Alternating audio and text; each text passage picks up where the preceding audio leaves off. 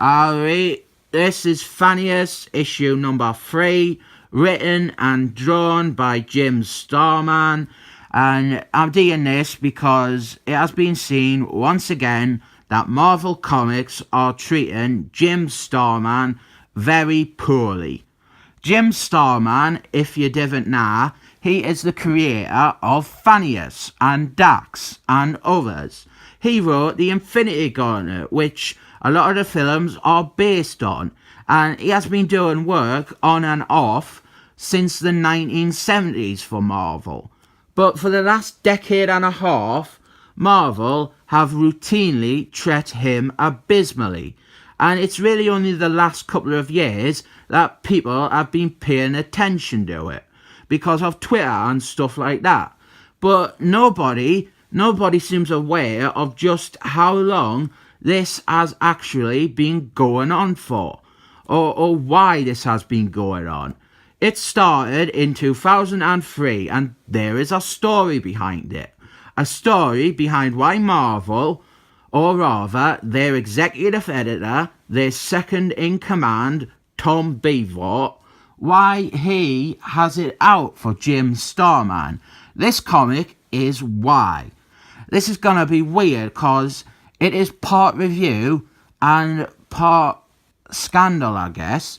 This is the third issue of Thanos' ongoing, and there is Galactus Man there. He is drawn by Jim Starman. And what has happened is, Galactus Man, he is looking for all of the Infinity Gems, because he wants to use them to make himself not be hungry.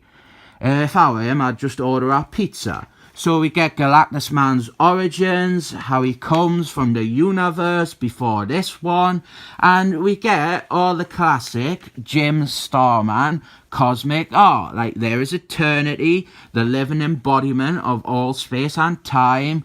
There's a planet that Galactus Man has done gobbled up, loads of aliens there, and Thanos and his mates, they are trying to stop Galactus Man from misusing the Infinity Gems.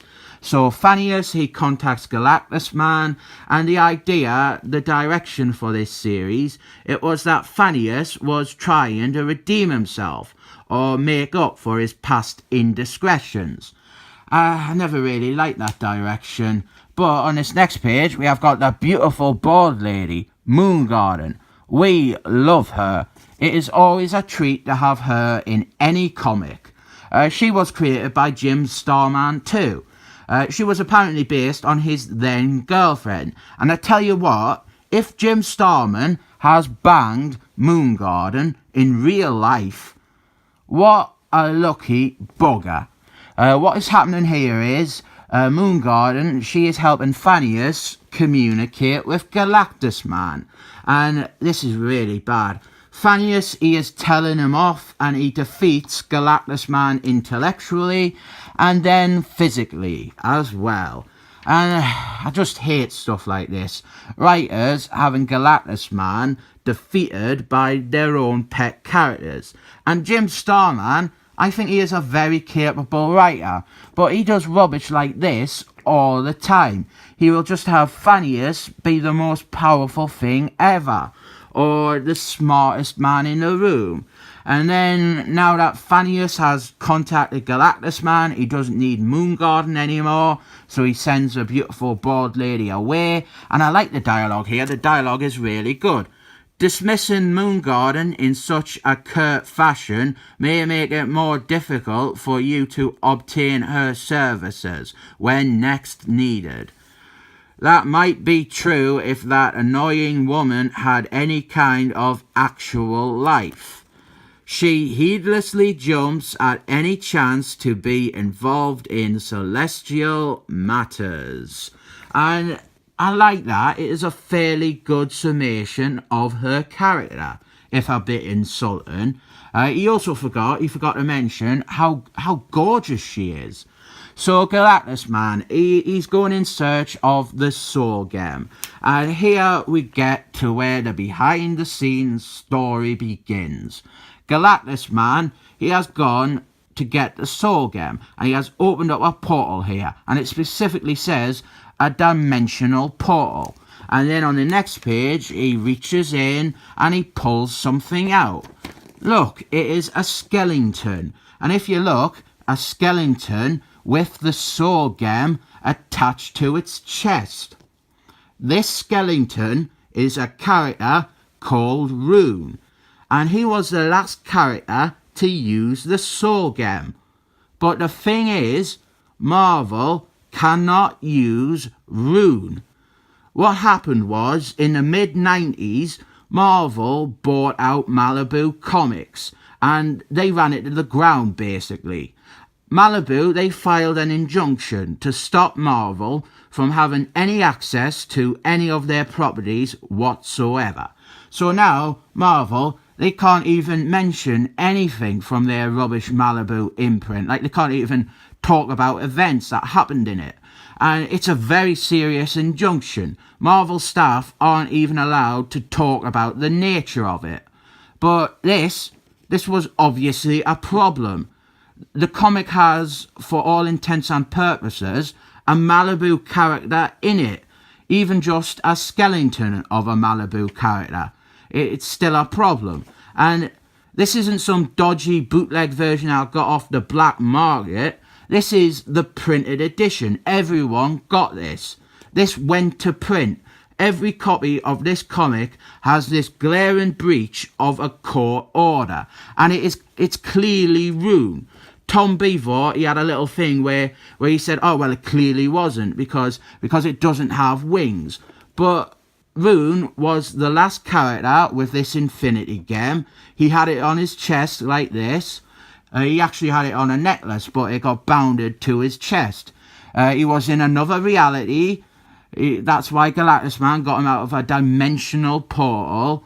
And if you look closely, it has got fangs. And Rune, he was a Dracula monster. And you can see that despite what Tom Beaver said, the skeleton, it clearly has bone structure coming out of the arms. That's for wings. It's a bit better on this arm. You've got a few of them. This is just like a very ancient skeleton, which makes sense as well because Rune was from Conan the Barber era. And if we just go back, this comic, it was edited by Tom Beaver, right there, Tom Beaver, editor. And as we have known for ages, he has never actually edited anything. He just stamps the script and that is his day. When he has got writers who do editing themselves, he looks like a genius editor who does his job. But then when he'll have writers who just don't give a fuck, it is clear that he's not doing his job at all. Nobody told Jim Starman about this Malibu thing. As I said, they can't even talk about it. And here, he was doing actual research. He found out himself who the last character was with the soul gem. And that is clear. It was very clearly Jim Starman who did this research. Because if editor Tom Beaver had done this, he would have just gone, no, you cannot use this character. So Jim Starman, he put Rune's skeleton in this comic and Tom Beaver never noticed. So now you are wondering what happened because of this. Was there any repercussions? Did Tom Beaver, the useless editor who doesn't do his job, get fired for breaking a legal agreement with this slip-up?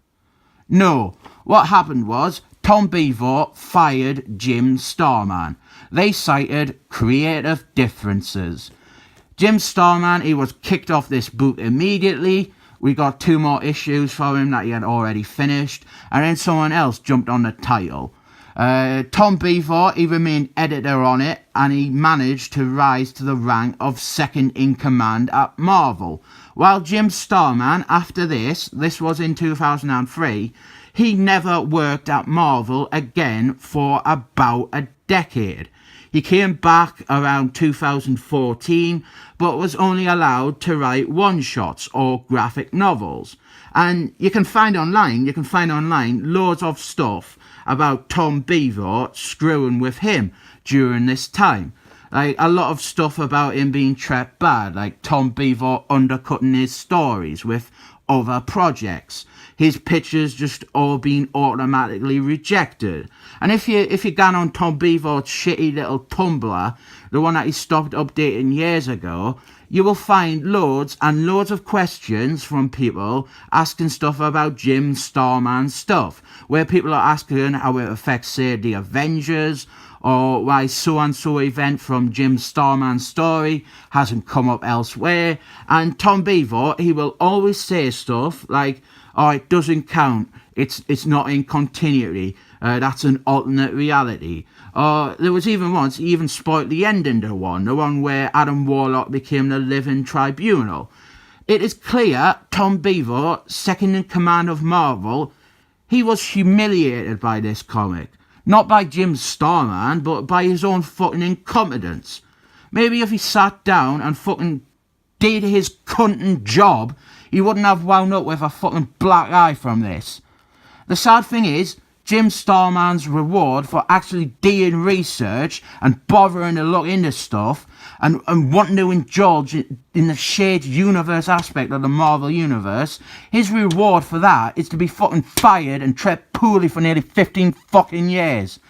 While the editor who doesn't edit fucking scapegoats him and manages to get higher up the chain of command. It's horrid. It's fucking horrid. This comic though, it is alright. It's not great. This was Jim Starman doing his usual Thanos' perfect routine. If you like that shtick, you probably will like this. I'm not crazy about it. The most interesting thing is that Malibu thing. Anyway, I rate this one 7 thumbs up.